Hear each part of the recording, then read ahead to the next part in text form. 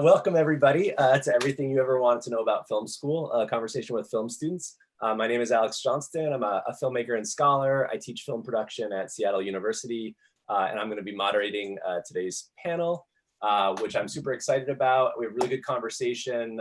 We have these amazing panelists to discuss their experiences as filmmakers and as film students. Before I introduce them, I just have a few pieces of housekeeping and a quick rundown of what we're going to do during our time together today. So the idea of this event is to give young filmmakers, perhaps considering college as their next step in developing their craft, kind of the varied landscape of programs around the US, strengths, weaknesses, opportunities, etc. This is something that I think doesn't really get into your consciousness as you're first looking at film school, is what are the differences between a big state school versus USC versus a small liberal arts college? What are the kind of strengths and weaknesses of these types of programs? And so that's one of the kind of mobilizing ideas here. And we thought, what a better way to kind of do this, to introduce you to the landscape, than to actually bring in some nifty filmmakers who are currently attending or are recent grads of a selection of these programs to just kind of discuss their experiences. So I am going to introduce them, start off by asking them all to answer some questions about their program, their experiences, etc.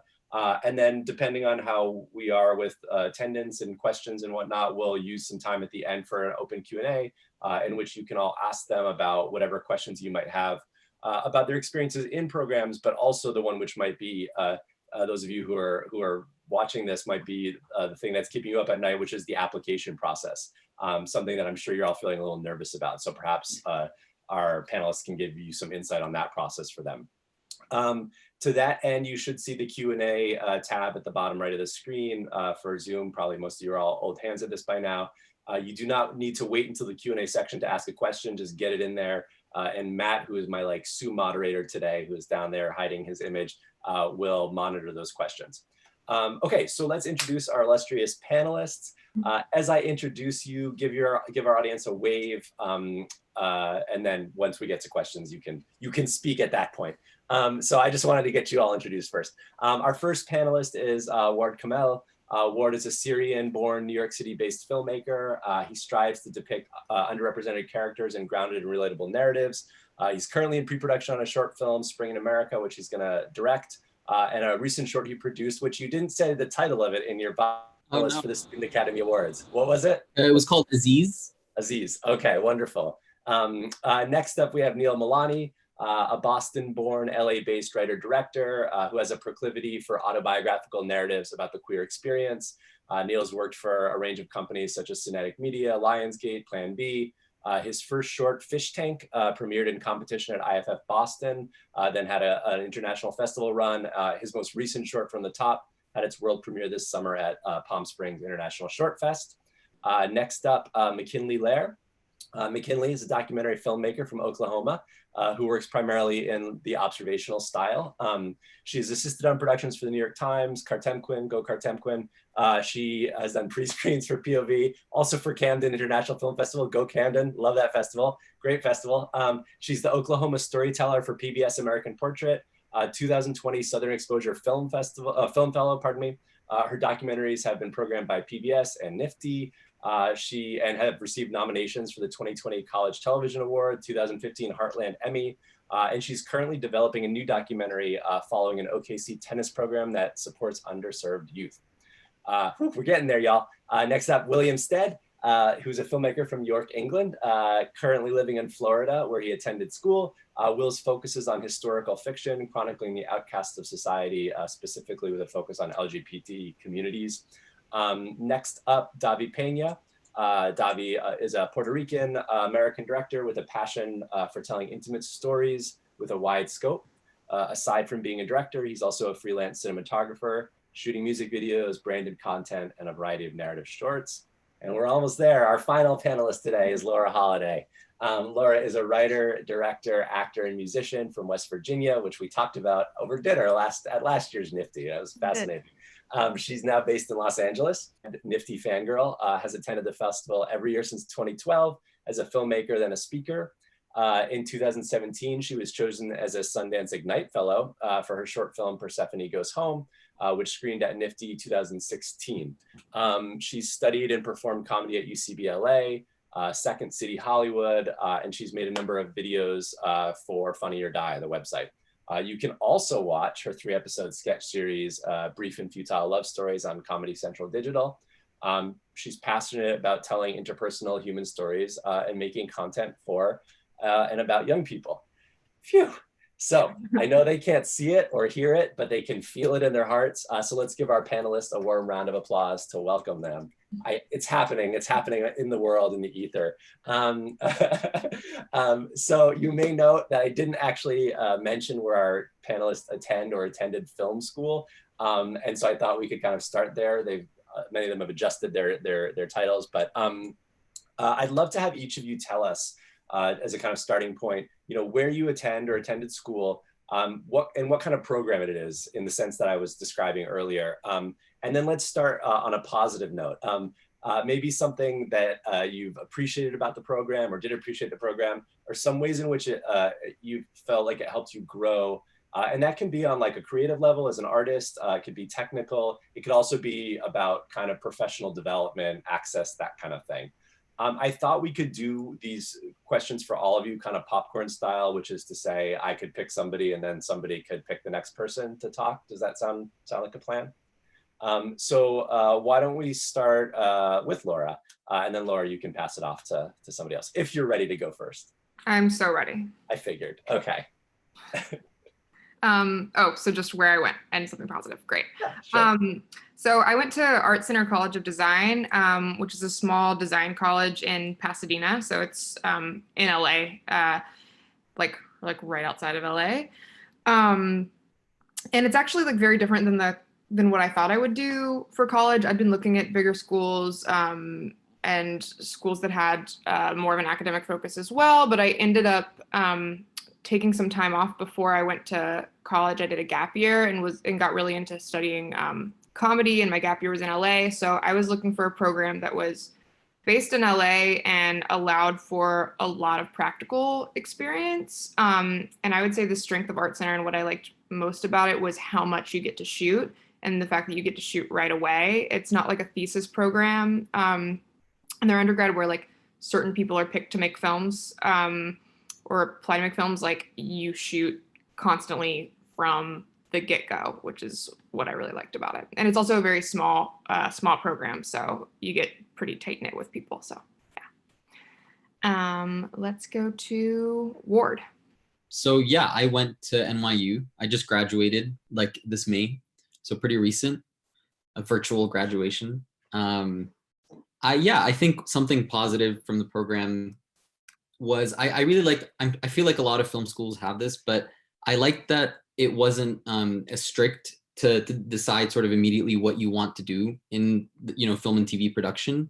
Whether it was, I know some schools have the like you kind of choose the directing track or the producing track pretty early on, whereas what I enjoyed a lot was you could be taking a class with someone who really wants to be a post-production sound designer, and at the same time you're taking a producing class.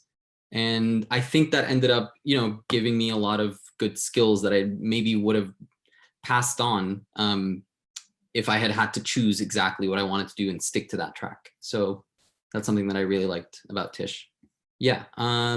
Will, FSU, let's hear a bit more. Hello, my name is Will Stead. I went to Florida State University Film School, and this film school, it's located in the north of Florida. So it's not like Orlando, Central Florida, it's more Georgia area. And what I was originally, my dream was to go to USC. Like that was the big thing. But as I kind of like looked around and weighed like financial options, FSU stood as kind of a more intimate, smaller experience. And I think that was the biggest advantage of the program for me, was that they usually accept 15 production students every single class, which is incredibly small for a film school. And that allows for you to bounce ideas off each other, build strong relationships, a strong dynamic, and then ultimately find your voice as a filmmaker, like just through interactions with a very small group of people. And it also allows for the teachers and the professors to really find the time any day to work with anyone because there's such a small amount of students. So that's what I appreciated most about FSU. Next up, Davi from SCAD. Hey, I'm Davi Peña. I just recently graduated from the Savannah College of Art and Design in Savannah, Georgia. And I mean, it was a really great school. I think one of the best things about the program itself is similar to Laura's, like the access they give you to equipment and resources to actually create. And, you know, as a filmmaker, I'm sure all of us are always really eager to make stuff. So when I got there, I just took full advantage of that, and was able to start taking out equipment and renting, checking out cameras and different lights and lenses and camera support, because I really was interested in being a DP at that point. And I think to be, you know, taking advantage of those resources specifically is what's going to set you apart from other people, because that's really what's going to give you the experience of how to make stuff and how to get better at making stuff, and you're learning the craft. And what I've learned at film school is, like, the classroom is one thing, where you're being taught the different roles and you're being taught the logistical, practical side of how these things are actually done, but getting into the field and actually practicing and like shooting and like coming up with different light diagrams and playing with all these different toys, like that's really how you better yourself at the craft. So I think these access to the different equipment and resources was the best thing about going to SCAD, in my opinion. I'll give it off to Neal. Hi, I'm Neal. I graduated from the Film and Television Production program at the School of Cinematic Arts at USC last year in May of 2019. I would say the thing that I appreciated the most in hindsight about the program was the way that it's structured to kind of funnel and sharpen your creativity and help you find your voice. Like the first production class that you take your freshman year, there's just like really loose parameters set around what you're making. They don't give you the equipment necessarily. You're shooting content on your smartphone, on a DSLR, like whatever you have available. And it just allows a lot of room for collaboration and experimentation, and not to take like the craft aspect of things too seriously just yet, and kind of find your voice or find what stories you kind of gravitate toward. So I really appreciated that. And then as you move into your sophomore year, you make like 3 shorts over the course of a semester that you write, direct, edit, DP, set, like you do everything for yourself. Junior year, it's like a thesis where you're in a trio. You make 3 films, you write and direct one, you DP and edit one. So it becomes, and then there's a senior thesis senior year where it's like a much bigger crew and you focus on like one specific role, whether you like pitch to direct or you're going to do production design. So, and alongside that, there's more intensive craft practicums. So I really appreciated the fact that the program was structured and built that way, so that you could kind of figure out before getting distracted by all, you know, there's a lot of people coming to the program. Like I came from a background where I'd only really done a lot of theater and I wasn't too experienced with the craft side of things. And so it allowed me to kind of find my voice from a storytelling perspective before I became too immersed in how to use an Alexa or what have you. So yeah, that's like the biggest takeaway, I would say. I think I'm up. Okay, so I studied documentary studies and production was my major. And I studied at Ithaca College, which I was like a rare high schooler that like took my first documentary class as a sophomore in high school. I fell in love with it. I was like, this is what I want to do. And there aren't too many undergrad programs for documentary filmmaking. And I think I applied to all of them, and Ithaca ended up being the one that I went with. I was really attracted to like the small class sizes. Like it sounds like maybe Laura and Will and Davi, it sounds like maybe we all had similar experiences, and that the small, like we only had like 12 people in a lot of my production classes, and that allowed me to form really close relationships with the people that I was collaborating with my classmates. The professors were generally really approachable, and so I was able to have good relationships with them where I could go into their office hours and chat about projects, chat about filmmaking in general. The Park School just felt like a really like tight-knit, small community where everybody kind of knew one another and knew what kind of projects we were all working on, and really eager to help one another and whatever we were working on. And you have your hands on equipment from the first semester through the last semester. So you're really getting to learn from those early mistakes. And you're also kind of in film studies and theory classes throughout as well. So I look back on those early projects and, I'm thankful for those mistakes because I learned from them, and I could see like a lot of growth through those mistakes. Yeah. Wonderful. Well, I feel like we already got this kind of amazing survey, and of course, I was taking notes on all your stuff, and it was making me think of other questions. And so I'm like, do I stick to the questions I sent you, or do I ask you other questions? But maybe I'll circle back around. The other question, I'll throw it out there, and you can think about it. Then we'll go to some other, but we'll go to the other questions that I'd already sent you. But I think one of the biggest things that students are trying to figure out when they go to film school is like, what's my takeaway, or what's the thing that I get out of this? Or at least for me as an instructor, I'm often thinking more along the lines of like the creative voice aspect. Maybe it's because knowing how quickly the technology changes, and so like trying to find that balance. And so that's something that maybe you could think about towards the end, is sort of what did you take away from your experience in that regard? Like, what was the thing that maybe you value most, or that you felt like you got out of a film program that you wouldn't, that you couldn't get in a different kind of experience? That's our long, we'll maybe pretty much close with that. But let's circle back around to this question of kind of obstacles, because again, you make a decision, like McKinleigh's talking about these different programs she was looking at, right? Will was talking about USC versus FSU. And so all schools, you're going to have certain drawbacks. So what were some of the obstacles that you faced, given the kind of nature of your program? But then also maybe another thing that I'm always preaching in filmmaking is about obstacles. It's about constraints, right? And it's about figuring out how to problem solve and overcome those things. So what were some of those obstacles that you faced in your programs? And then maybe if you figured out how to overcome those, you could tell us that.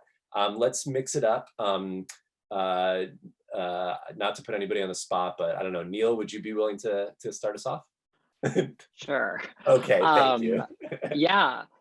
I mean, there's not to say there's no shortage of obstacles to like, but I would say like the biggest takeaway, I think, with, an esteemed film school like USC, which like the amount of structure there can be really conducive to a lot of learning lessons or things that you pick up along the way in the filmmaking process that you maybe are otherwise blind spots to you.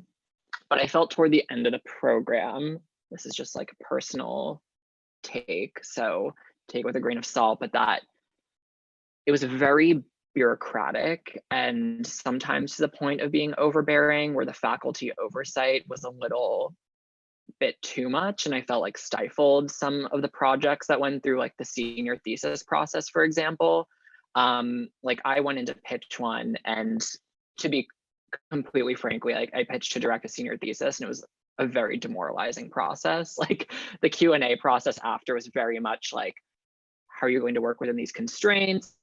Not that like, that's a realistic aspect of filmmaking, that, the rubber meets the road at a certain point, but to the point where it felt it was hindering what excited me so much about that project. And so I went off my spring semester and made From the Top, like the film that I have here, just independently. And, on the flip side of that, I made that all with people who I met during the entire course of my program, whose sets I had worked on, or, just made friends with in class or whatever. So my junior thesis film, was about something really personal to me. It was like about, it was about gay hookup culture, and it was about a gay man who goes to his like first hookup with an older gentleman, and like there's this whole moral dilemma of like, is there a red flag here, or am I just like, is this all in my head? And it had more of like an ambiguous ending. And I had a professor in that class who was really adamant that like he wanted a happy ending, and you know, he was a gay man, and he was speaking from his experience as well of like, you know, we've seen so many stories that are so downtrodden about the queer experience that like, what if this had a happy ending? And like that was an instance, for example, where very civilly and very respectfully, but there was a bit of a disagreement. And I think the more you're entrenched in like the senior thesis process, which is so so heavily defined by like the process and getting like green light and going through all these things where you have to like check all these boxes, it can be like a little demoralizing and sort of take the fun out of the process like a little bit. And that's why I opted to make a film independently, because I had a little more autonomy there. And by that point, I felt like I was at the point where I could do that. So that was just kind of like a, I don't want to say like negative, because I think it can be helpful in a lot of ways and really productive to learn those lessons, but trying to like navigate, you know, the counsel of your faculty and deciding whether that's, you know, productive or helpful to you or not. Why don't we go to Will? Hello, yeah. So I would say at FSU, the biggest obstacle was time. And that kind of goes whenever you're making a film. Time, you're always fighting against the clock. But the way FSU's film production degree works is it's a 3-year degree, which means that the first year of college is in gen eds, like math, science, things like that. So you're cramming everything into 3 years, which can feel a little rushed at times. Like you're doing everything from grip gaff to directing, producing, everything. But also because of that, like there's a whole semester towards the end, your thesis semester, where you're working on everyone else's films, you're directing your own film, that you are literally on set 12 hours a day, 7 days a week. There isn't really much break time at all. And as such, it can get a little lonely sometimes. And I personally found myself missing my friends outside of film school as well, because I wanted to take part in other things at FSU, because it's a big state school, football games, things like that. So I would definitely say the biggest obstacle was just managing my time, making sure I had enough time for myself as well as my classmates, and just being there when people needed me. But the flip side of that is you're there to make movies, and you're there to be immersed in film. And so the amount of time you spend on set, you really do learn everything hands-on. And I ended the program, I mean, rather abruptly this year in 2020 because of the coronavirus, but I ended it wholly prepared for what the industry could throw at me. So, yeah. And I'll go to Ward from NYU. Hello. Yeah, I think we'll find that a lot of the sort of drawbacks are like shared. So I'm going to try to focus on one that is maybe like super specific to NYU, which is that it is in New York City. And I think inherently, you know, there were pros and cons with being in a place like New York City, but I think often it felt like there were, you know, quite a lot of cons in the sense that, you know, no one had a car. Something kind of as simple as that gets so much in the way. The like shooting locations were ridiculously expensive, and even, you know, trying to shoot in an apartment was all of a sudden eating up like 80% of your budget. So I think that's something to be cognizant of. However, obviously there's like so many pros to shooting in New York. There's no shortage of rental houses, and there's a lot of crew that isn't even necessarily in your program that's ready to hop on and be on set with you guys. And then I think I would also highlight, similarly to Neal's point, that it was pretty rigorously structured on, especially in the thesis project, the pitching process, the greenlight process, the production book. You would spend a semester preparing and doing all of pre-pro and not even knowing if you were going to get the allotment and the equipment and the insurance. So a lot of people do end up sort of, you know, to some at least, feeling like they wasted a semester. A lot of people do end up doing what Neal did and don't regret it whatsoever, which is, you know, you've done all that pre-production, you have it. If you don't get the green light, that can funnel into, you know, you doing it independently. So that's also a thing to consider. I think if you're looking for a university where you're sort of just given free reins to do whatever you want, maybe a place like NYU and USC might, you know, but then the flip side of that is you are supported. There does feel like, yeah, it does feel like there's an ABC that you are meant to hit. There are standards that are laid out. So that's also kind of, it felt pretty supportive in that sense. Yeah, it's hard to say because there's so many, I feel like a lot of the things that I saw as drawbacks or obstacles for me may not be viewed that way for other people, because it kind of depends on how you want to run the program and what you're kind of looking for. And Art Center, it's pretty flexible in your last few terms there. So they have a really, really great like foundation year, like the design fundamentals and things that you're required to take in your first couple of years. I thought were amazing. But then when you're kind of off to the races on your own, you do have a lot of flexibility, which is great.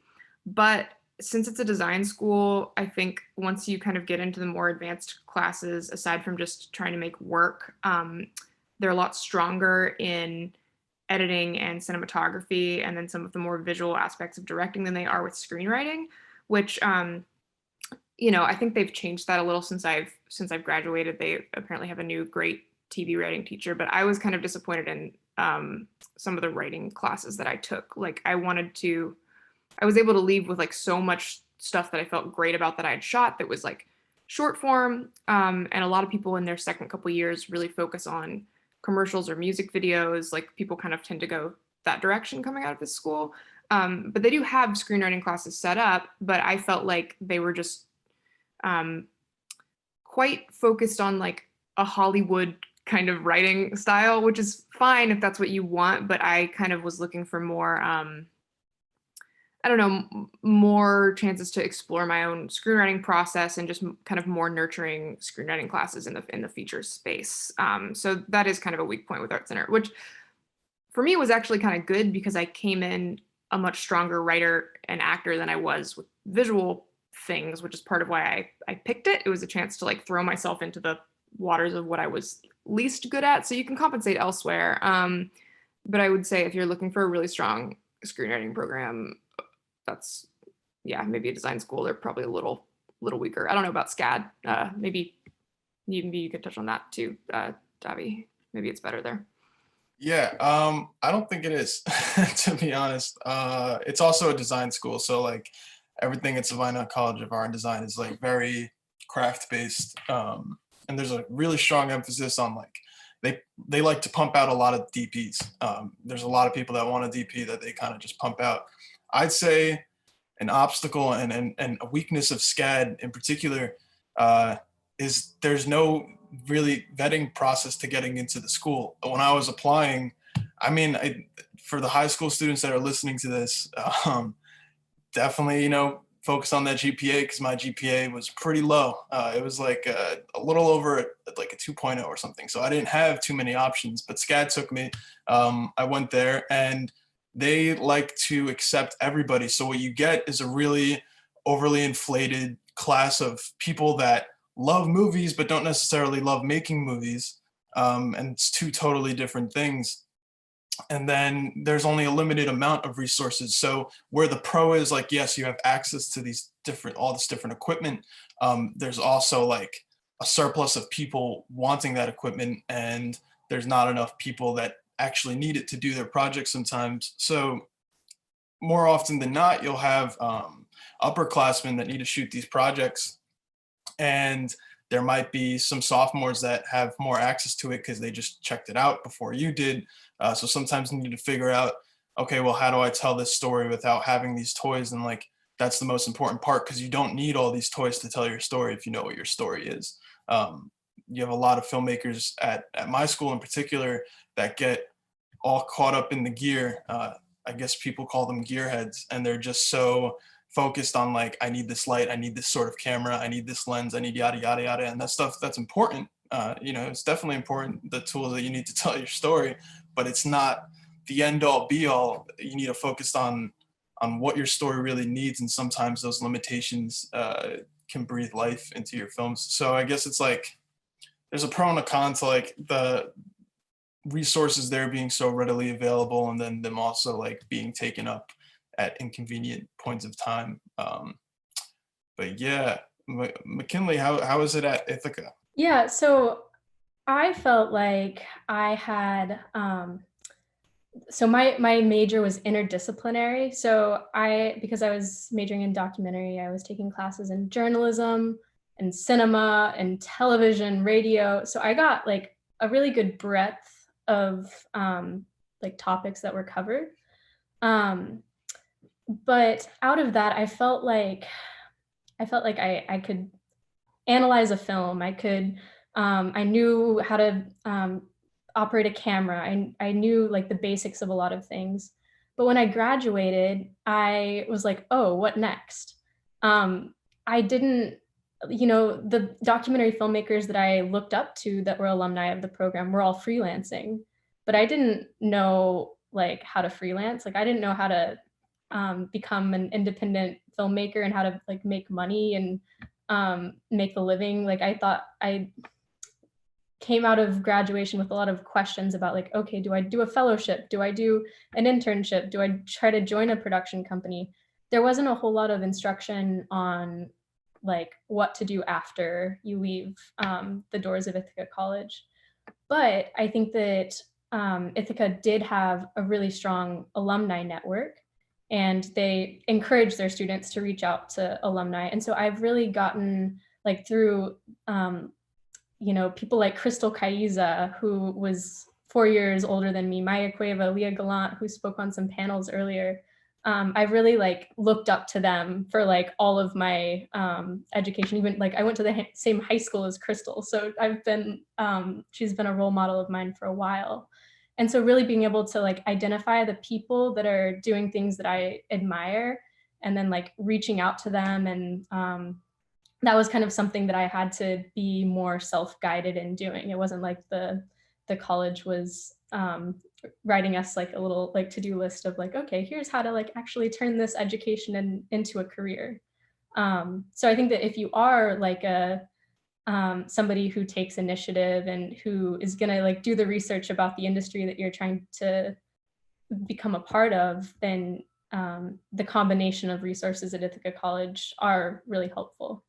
Yeah, I mean, I think we're starting to already see some of the differences. In some ways, the obstacles reveal the differences, I think, in some of these programs. McKinleigh, you're talking about the kind of classic liberal arts experience, right? Which is you get a lot of heady stuff, but then it's like, wait, where does the rubber meet the road? So yeah, overarching theme, which is that like self-motivation is really the determining factor in your success. In these programs, right? Starting with Neal, right? Who, my project didn't get greenlit, so I sort of went out and did it myself. And that the resources at doesn't matter what type of institution, the resources are there if you seek them out. And if they're not, then you find ways to kind of create them for yourself. So I do see that. I mean, it's kind of a no-brainer, obvious first piece of advice any filmmaker gives, right? But it's like about you. It's about self-motivation. It's about making and just having that like need to make things. College is good because it can sometimes force you to do that and get into that practice. But let's transition a little bit. I would love to go through, and we have to start with McKinleigh because we keep ending with her. But maybe McKinleigh, you could talk a little bit or offer any advice you might have for students applying to Ithaca or to kind of that type of program. It sounds like you maybe had success at a number of programs. So yeah, same thing, popcorn around.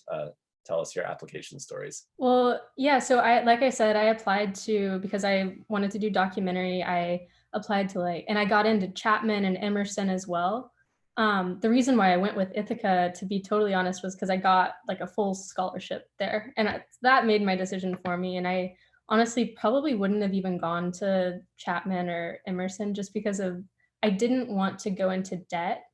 And a field like documentary, like I was probably going to go to a state school, the University of Oklahoma, to study journalism. But then I got this crazy scholarship to Ithaca. If you're considering applying to Ithaca, I would highly encourage you to apply for the Park Scholarship if you have a background in community service and ethical media creation, because it funds like all tuition. It funds 2 semesters abroad. So I got to go to London, I got to go to Sweden, and I'd spent a summer also, I paid for it myself in South Korea. And it's like a crazy, crazy good deal. Even if you're like on the fence about Ithaca College, it can really make an experience your experience really worthwhile.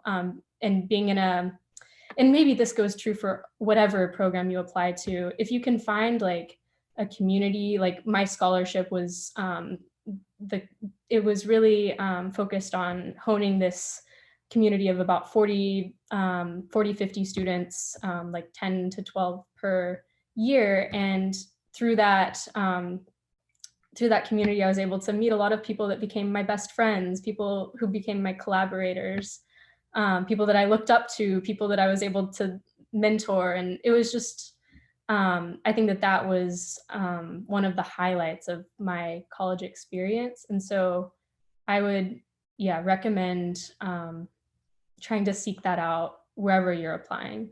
Let's see, Laura, do you want to take it from here? Sure. Okay, application. So I actually went to like an arts focused high school for my last 2 years of high school. So I was in a film program in high school, which was cool, but it was, it's Idlewild Arts Academy. It's similar to like Interlochen, if there are any of you out there in that kind of situation. But I came from West Virginia. Both my parents went to West Virginia University. I was like I felt very in over my head at the intensiveness of applying to college while at a boarding school like that, where all the music kids were applying to Juilliard, all of the film kids were applying to USC and NYU, all of it. Like, I was just very like overwhelmed the whole time. And I ended up getting waitlisted for most of the schools I really wanted to go to, which was like NYU and Emerson, because I didn't have very good SAT scores in math. And then my grades were like on the bubble. And I was like, oh my gosh, like I'm coming in with a real, like what I think are good essays. Like it is really hard to get into these. I was very like academically humbled. So I did get scholarships to a couple schools. One was Drexel University in Philadelphia, but I was already in California for my boarding school. And I was like, if I want to be a filmmaker, it just doesn't make sense to me to move back to the East Coast. So that's kind of why I decided to take a gap year, and I got an assistant job in LA and started doing improv and was like, I'll figure it out. And then I ended up just meeting people who were like my age, actually some people that I met through NFFTY initially who went to Art Center, and they were making cool stuff, and I started helping out on their set. And so it sort of became this thing where it just kind of made sense to apply. My parents were like, go to college. And I was like, yeah, it's a good idea. And I need some structure again after a year off. So I applied, and their application process is very focused on portfolio more so than grades. So they care about, I don't know, you don't have to have your craft like down, but they care about just you having a sense of visual artistry. So if you're someone who's, maybe your grades aren't amazing, but you have a solid, just some visual work you can put together. And they have scholarship portfolio. They have like a portfolio review every term, which is cool. You can submit everything you've made. And the head of the department like ranks it, and you can get scholarship that way. So I thought that was really cool because it's need-based and merit-based there. And there's always a new chance to like get money knocked off your tuition. It is a very expensive school. I feel like most of these art schools and film programs are like insanely expensive. So any scholarship opportunities are worth it. I think that's probably all. I think somewhere in my head I always thought maybe I'd apply again to these big schools, like reapply to NYU and USC and do the general, like do the Common App again and like try again, and it just was not necessary. Like you can find what you want even if you don't look as good on paper as you maybe think you should. The end. And let's go to Will. Yeah, so kind of going back into my high school self, the first big question I asked was like, why film school in general? Like, why not just move out and start working? But, you know, in today's world, you want to go to college and get a degree at the very least. And if you're going to go to college, and you're interested in film, why not do film school? You know, if you can afford it. Because like Laura mentioned, a lot of these programs are very expensive. FSU's program on the whole is one of the more financially able, I guess, because you don't need to pay for your own equipment or any rental fees or anything like that. Everything is pretty much provided by the school itself, which saves a lot of money every year. Of course, you still need to pay for production design and things like that. But in terms of advice and things for high schoolers, I know that going into film school, I was like, you know, I'm kind of weak in this area, or I'm weak in this area. FSU really prides itself on like story and kind of a drive to tell stories. So even if you don't have the most like amazing reel going into college, if you show that you're passionate and can convey that to the faculty, that you want to learn, that you want to tell stories, then you've got a good chance of getting in, because they really want to help you become better. So yeah, that would be my advice. Let's go with Davi. Yeah, I mean, I guess I'll take a page out of my book before, where my high school GPA wasn't the strongest, and being totally transparent, I only got into one film school. So there wasn't, I guess more my battle obstacle was like whether or not I want to go to film school. Can I afford film school? Do I need it? And that required a lot of research on its own, just figuring out if it was the right place for me.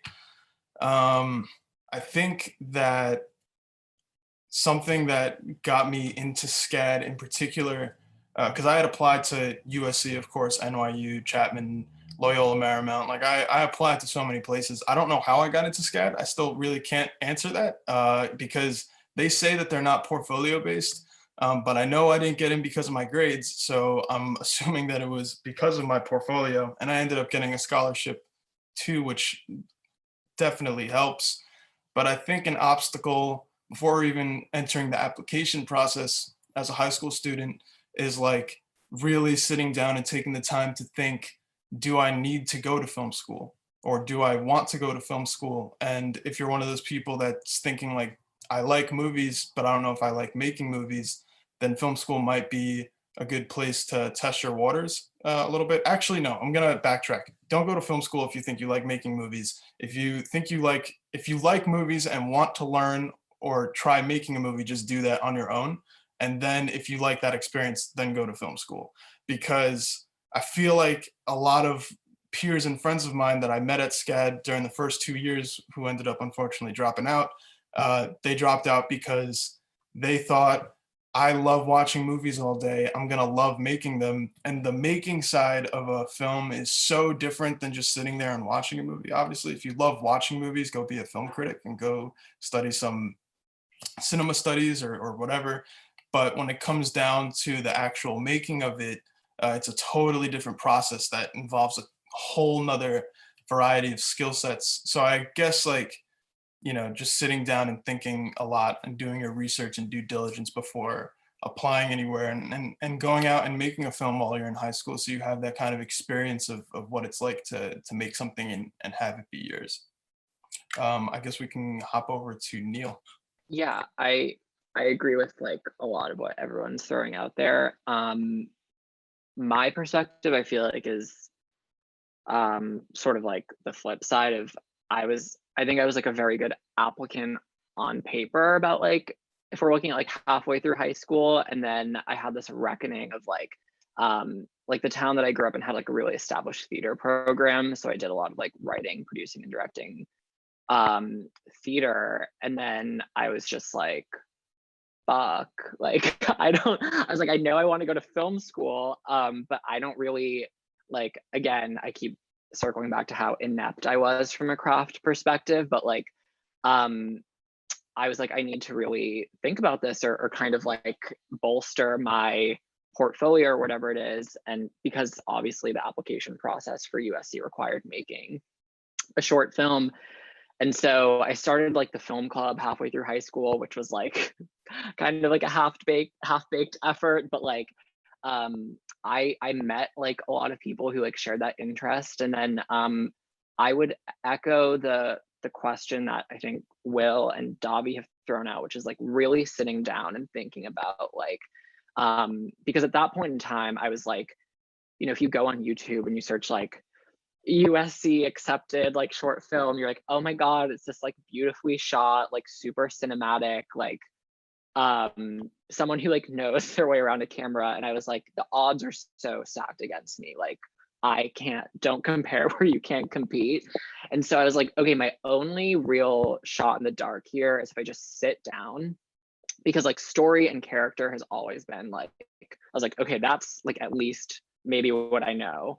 And it was just like, whether it was the personal statement or the film itself, I was like, think about whether it's like a story, the theme, subject, or like characters, like something that is so important and personal to you that will just be so undeniable, hopefully, when someone is watching this, that like you need to tell stories, and in writing that in your personal statement about why you want to make films. And I made a film about like that was based upon my dad's experience of immigrating from India to the States, about a young couple that's new to the States and they're trying to culturally assimilate. And it was really important to me.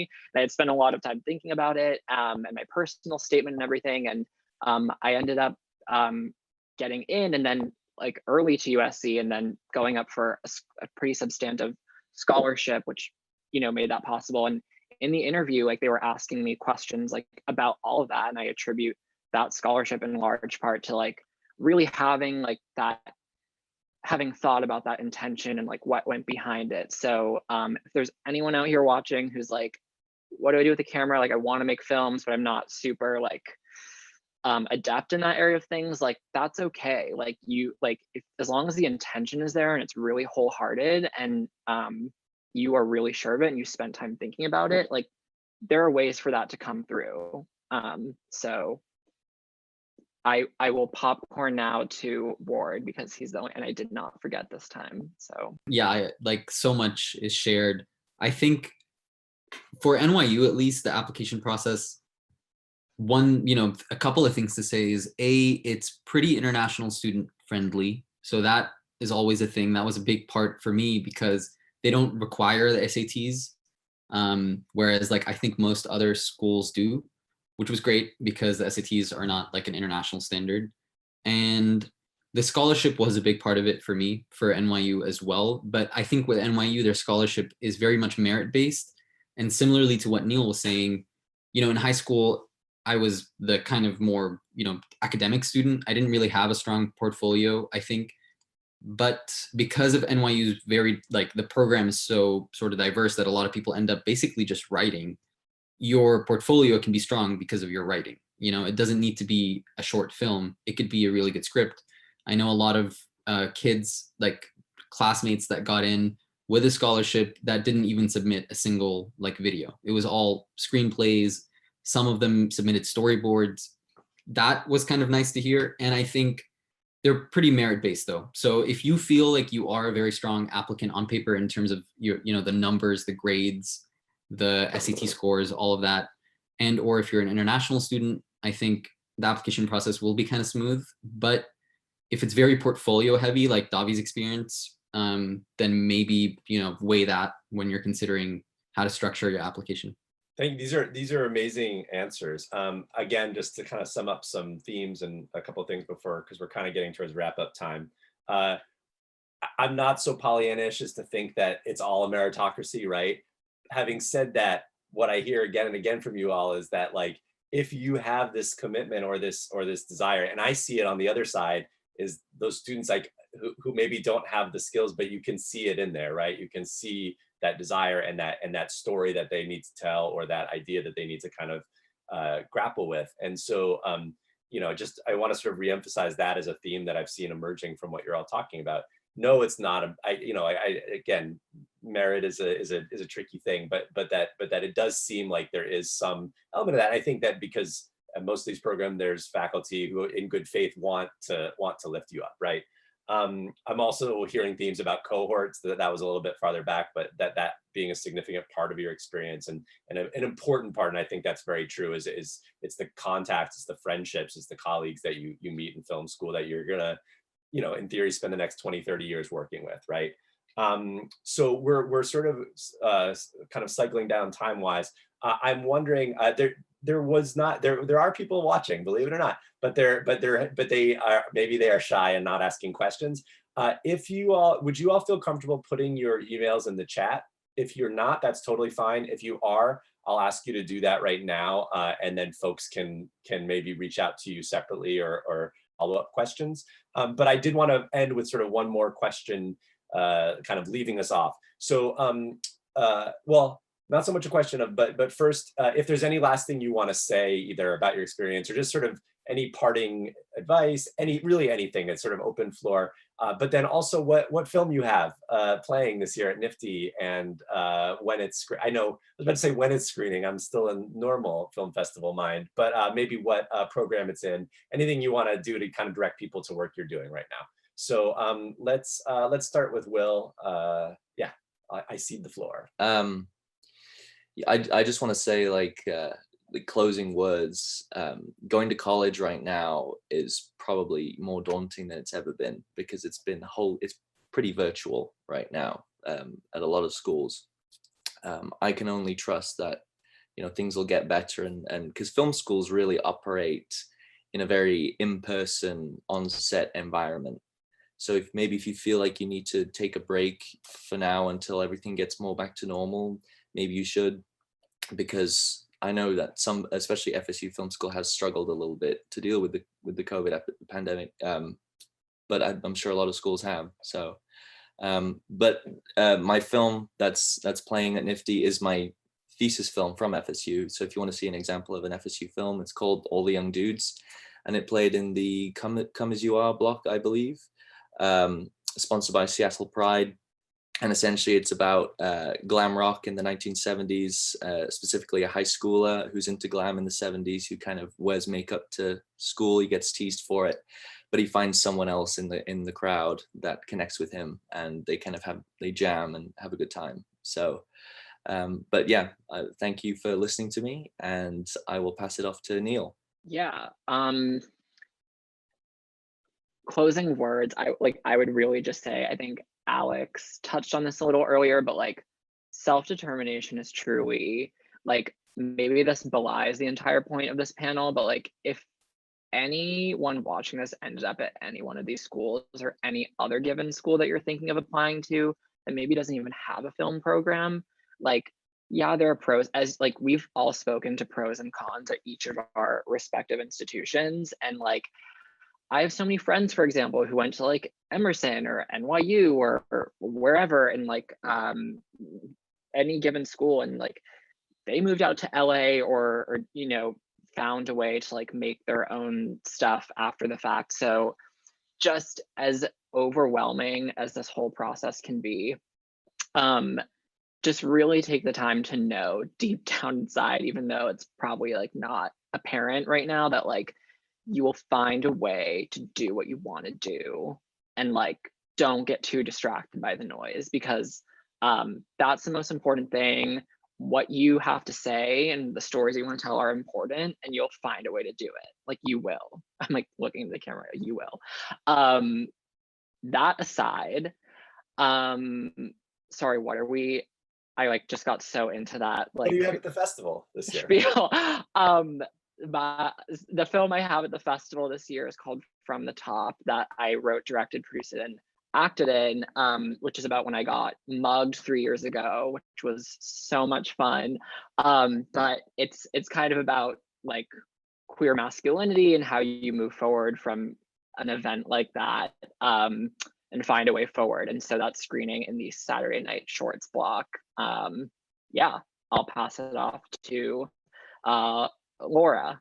Cool. Yeah, everybody's given such good good insight on all of this already. I guess my final thought would kind of be, think about not only what's going to nurture your artistry and career, you know, you as an artist, then you as someone who is going to go out and try and make money off these skills, but also you as a person. That's one thing I'll say about Art Center. I was able to really hit the ground running with things with my career. I was able to like start making videos for Funny or Die while I was still in college. People are like PAing on professional sets on the weekend. There's a lot of opportunities to really immerse yourself in career and then, you know, start out the gate. But I sort of in hindsight wish I'd given myself a little more of the chance to like really sink into some of the liberal arts classes, or really take time to think about what else do I want to spend time doing just to expand myself as a person. That's important too. So like think about what you want to achieve, yes, but also think about this is like a place you're going to be spending the next 4 years of your life, or however many years your program is. So, think about where you'd want to live and like the vibe you get from it, and just you as a human being, like how are you going to fit in that school? Yeah.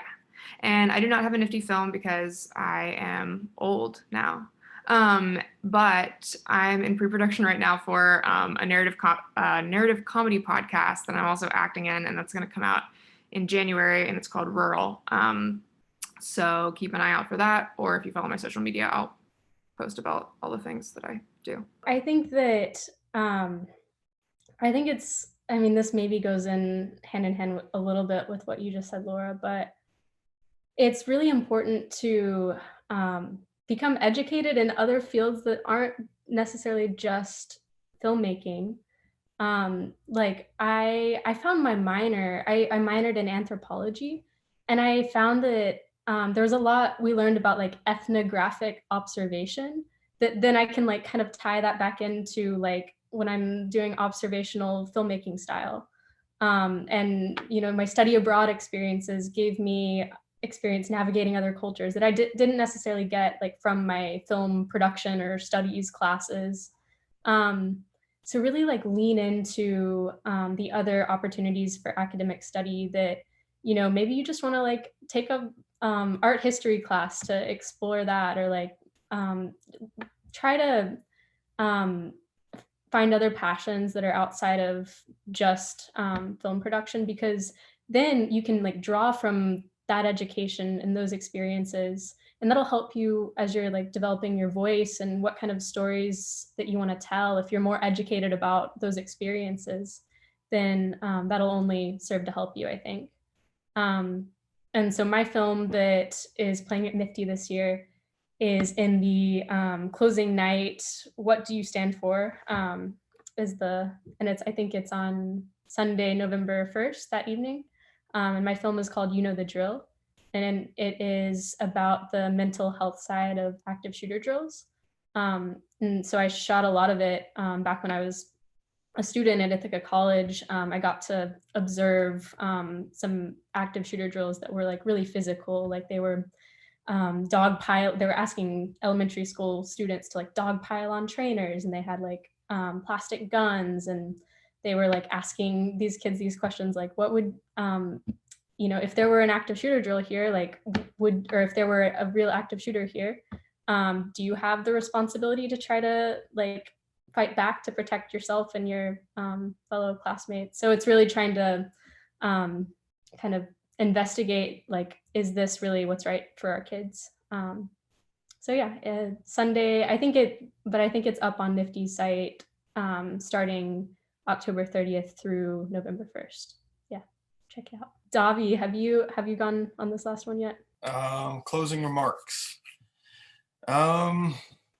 I would say just knowing that, and no shade to NYU or USC, amazing schools, and I love both of your films. But the film school that you go to doesn't determine the filmmaker that you are. I feel like there's a lot of emphasis on, I need to get into NYU or USC or AFI or these really high tier schools that we've all applied to. And it can be a little demotivating and a kind of a downer if you don't get into those schools, but that isn't at all a reflection of who you are as a filmmaker or who you can become as a filmmaker. And just being like hyper aware of that, what's going to make you the filmmaker you are is, like we've all been saying, the stories that you have to tell and your perspectives and like how your approach and your level of taste to all those stories. So just being aware of that, I guess, would be my last bit of advice. And the film that I made that's playing at NFFTY this year is called Eyes of Idolin. You can find it in the Powerful Grit section of the festival, and it's playing all the way up until November 1st, I believe. So check it out.